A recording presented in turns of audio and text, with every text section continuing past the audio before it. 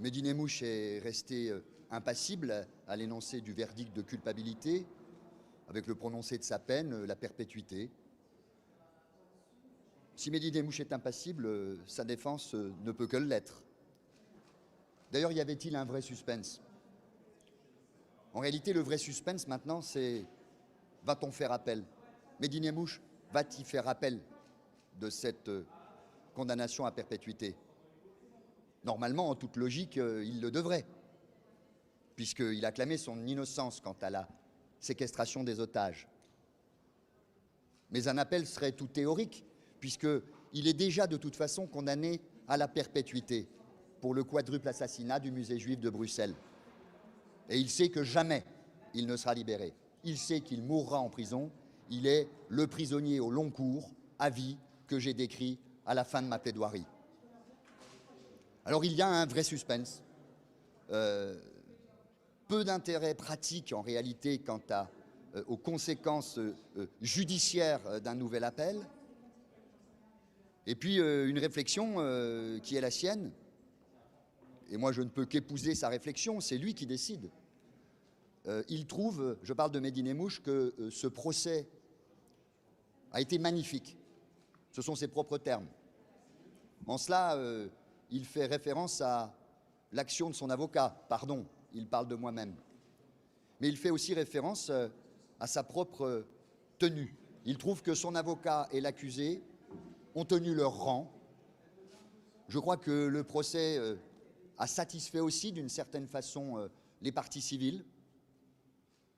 Moi, je me suis engagé dans un combat assez dur contre l'accusation.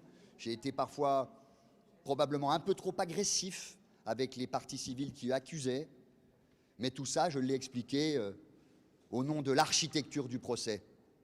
Mon but, c'était que cette architecture du procès soit respectée, avec une cour, un président, une accusation, des parties civiles, mais aussi un pilier central de granit dans cette architecture du procès. Je parle de l'accusé et de sa défense. Moi, je me suis battu pour que les parties civiles aient leur place, la souffrance des victimes a sa place dans un procès comme celui-ci, c'est bien évident. Mais elle ne doit pas être excessive.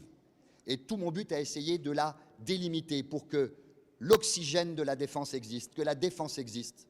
Et elle a existé, dans l'intérêt de l'accusé, bien sûr, mais en réalité dans l'intérêt de tous, y compris des parties civiles. Dans l'intérêt de tous, y compris des parties civiles, car cela donne une légitimité certaine au verdict. Mehdi Nemmouche a été défendu, il a été condamné. Je le répète, la légitimité du verdict est assurée par la tenue de ce procès qui a respecté l'architecture d'une procédure judiciaire. Et donc, on va réfléchir, on a 10 jours, à l'opportunité de faire appel ou non. Rendez-vous dans 10 jours pour notre décision définitive. Maître, ça fait 11 ans que votre client est... Désolé. Terminé.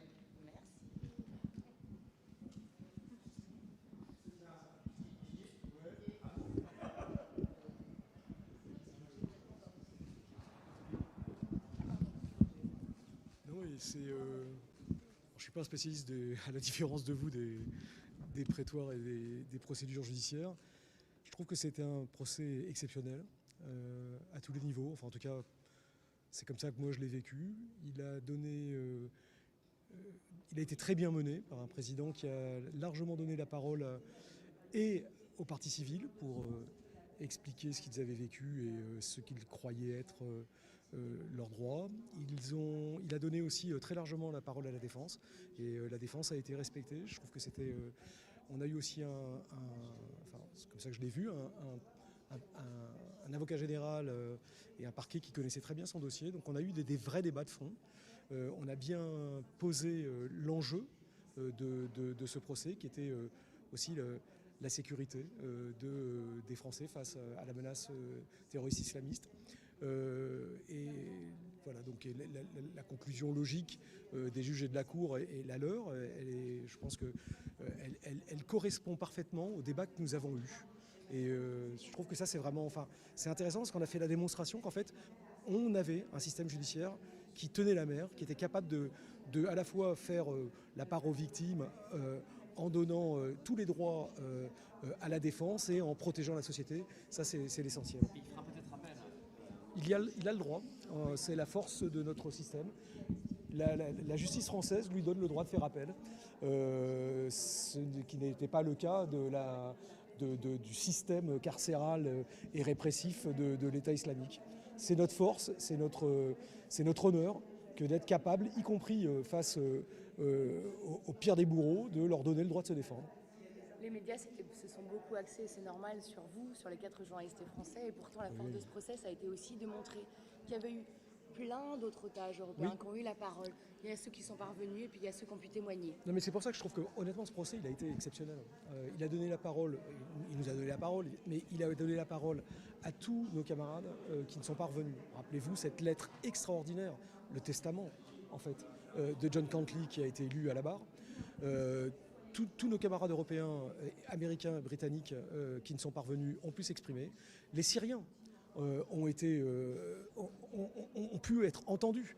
Je pense qu'on a témoigné. Pourquoi on a porté témoignage aussi fortement, c'est pour raconter que ce qu'ont vécu au quotidien les Syriens face à l'État islamique qui a torturé en masse, liquidé en masse, qui a quand même réduit en esclavage sexuel les yézidis, enfin, c'était au-delà. Enfin, franchement, on a réussi à porter leur voix au-delà de notre cas. Et je pense que, et d'ailleurs c'était intéressant ce soir, la Cour a accepté de les joindre à notre situation d'otages français, journalistes, connus. Donc évidemment, pour nous, c'est plus facile de s'exprimer. Eux n'avaient aucun espace pour parler, pour raconter leur souffrance, pour raconter leur calvaire. Et bien aujourd'hui, une cour française leur a donné cette voix, leur a donné cette possibilité d'exister. Et ça, honnêtement, je trouve que c'est tout à notre honneur et c'est vraiment quelque chose de fort. Didier, vous l'aviez imaginé ce moment quand vous étiez dans les geôles, ce moment du procès, ce moment du verdict? Alors visiblement moins que Mehdi Nemmouche qui à certains moments nous avait dit on se retrouvera, donc ce qui veut dire que d'ailleurs il n'avait pas décidé de mourir, il pensait qu'on se retrouverait dans un procès. Non, honnêtement, je ne le pensais pas. Mais voilà, comme quoi il faut rester serein, patient et solide, puisque c'est arrivé. N'oublions quand même pas qu'on a cette chance, nous, d'être sortis et d'avoir justice rendue. C'est aussi un long travail d'enquête, de travail des magistrats instructeurs du parquet.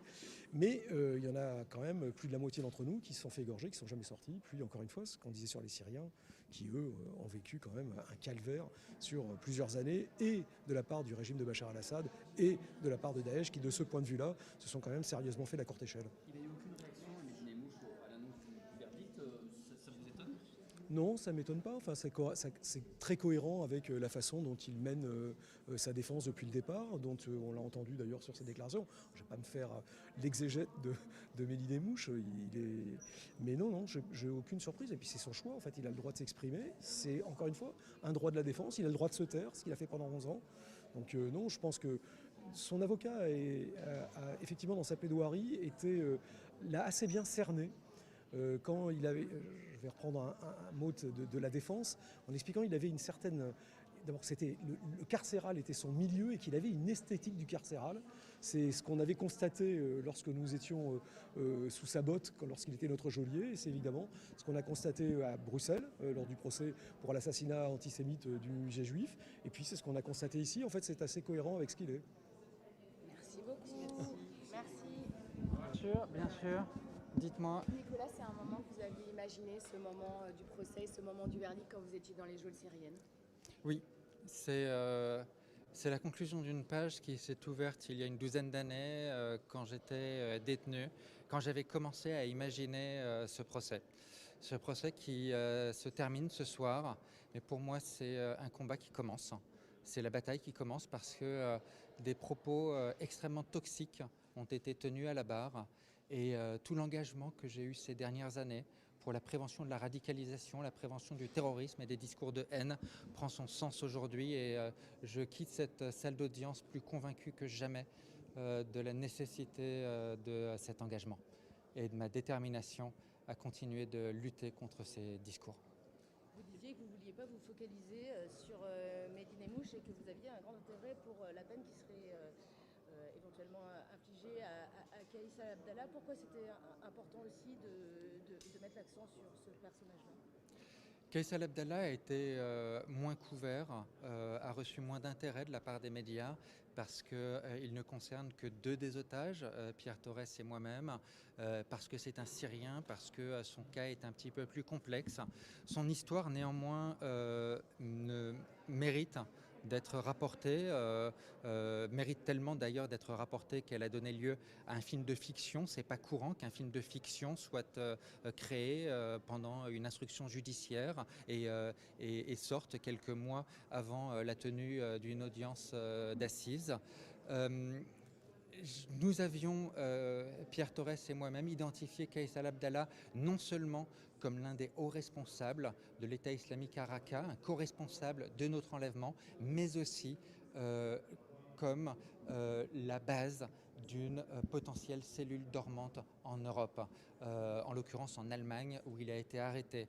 Et c'est toute notre satisfaction aussi à Pierre et à moi que d'avoir potentiellement contribué à prévenir la commission d'attentats sur le sol européen après cette interpellation.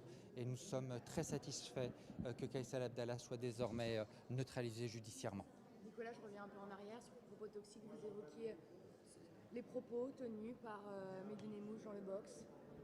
Il s'agit en particulier, oui, des propos tenus par Medine Mouche dans le box. En quoi c'est des propos toxiques? Ce sont des propos qui peuvent désarçonner. Ce sont des propos qui, en fait, surfent sur le confusionnisme de l'époque. Ce sont des propos qui sont beaucoup plus biberonnés de fait à la propagande russe qu'à celle de l'État islamique. Et pourtant, cela ne veut pas dire, cette absence de référence religieuse ne veut pas dire, surtout pas, que Medine Mouche n'est pas un djihadiste. Sa façon de faire, sa façon d'émettre sans cesse des dénis capillotractés, sa façon de se moquer de la cour, de se moquer de toutes les institutions en permanence, est une forme de poursuite de son djihad. Il a poursuivi son djihad à la barre, il compte le poursuivre désormais en détention. Il y a une chose qui est très importante à garder à l'esprit, c'est que partir dans une forme de surenchère dans le mal, et ne fait pas de vous un génie du mal. Ça fait juste de vous un criminel en l'occurrence provocateur et narcissique. Mais ce qui est beaucoup plus difficile, c'est d'être un génie du bien et de partir dans une surenchère dans le bien. Mais il n'y a aucun mérite à faire de la surenchère dans le mal. Aucun mérite. Sa posture, sa position ne réclame aucun effort. Tout le monde peut l'adopter. La Cour a fait une large place dans son verdict aux autres otages, autres que les Français, et également aux citoyens syriens qui ont été victimes des accusés dans le box. C'est quelque chose que vous retenez, c'est important? C'est une immense justice qui a été rendue. Nous sommes, je pense, tous extrêmement satisfaits du fait que ce ne sont pas que les otages français qui ont été pris en compte dans cette cour d'assises française ici à Paris. Ce sont tous les otages du monde entier, toutes les victimes du monde entier. Alors bien sûr, il ne s'agissait pas de faire le procès de Daesh en général. Nous avions 5 accusés, 3 présents dans le box, mais il était essentiel d'internationaliser cette crise, cette prise d'otages de masse qui impliquait une douzaine de nationalités différentes parmi les victimes, qui impliquait des milliers de Syriens et qui impliquait aussi des auteurs de nombreuses nationalités différentes. J'ai une dernière question, Nicolas. J'imagine que vous pensez aussi à ceux qui sont parvenus aujourd'hui et qui auraient peut-être aimé témoigner pendant ce procès. J'avais démarré ma déposition en donnant leur nom, en listant très solennellement, très cérémonieusement leur nom, le nom de tous ceux qui ne sont pas revenus, tous les otages que nous avons laissés derrière, qui ont été exécutés dans des conditions atroces. Et ce procès est aussi là pour leur rendre justice. Ce procès, je pense, aura été un beau moment de justice pour tous ceux qui ont été là, mais aussi pour tous les proches de Raqqa. On a eu durant la semaine consacrée à Kaysal Abdallah, de nombreuses personnes venues de Raqqa dans la salle d'audience qui venaient écouter, qui venaient suivre les débats, mais aussi des familles américaines, britanniques, espagnoles, belges, que sais-je, des familles venues d'un peu partout y compris des familles d'otages qui ne sont pas revenus. Et nous pensons à eux. Merci. Voilà, merci. C'était parfait, merci Nicolas.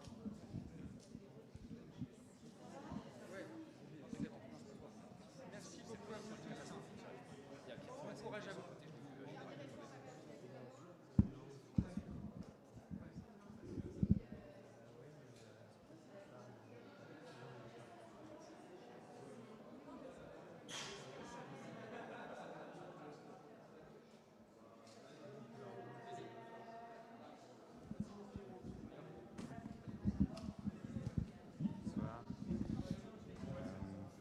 Pardon.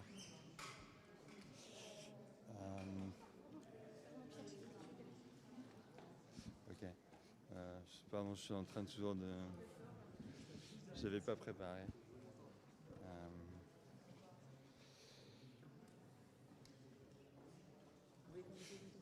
Non, ça va aller. Je vous remercie. Je voulais rappeler l'importance des témoins de la diaspora syrienne dans le cas de Khaïs Abdallah, qui a pris la peine maximale. C'est des témoins qui non seulement ont spontanément donné l'alerte sur cette personne dont on a reconnu aujourd'hui la dangerosité, mais c'est aussi des gens qui sont venus en audience pour soutenir leur témoignage. Et je rappelle aussi l'ambiance délétère de ce procès par rapport à ces témoins et le souci qu'on peut se faire aujourd'hui, à la fois dans cette affaire, s'il devait y avoir un appel, mais également pour d'autres affaires concernant des anciens responsables de l'État islamique ou du régime syrien. Je vous remercie.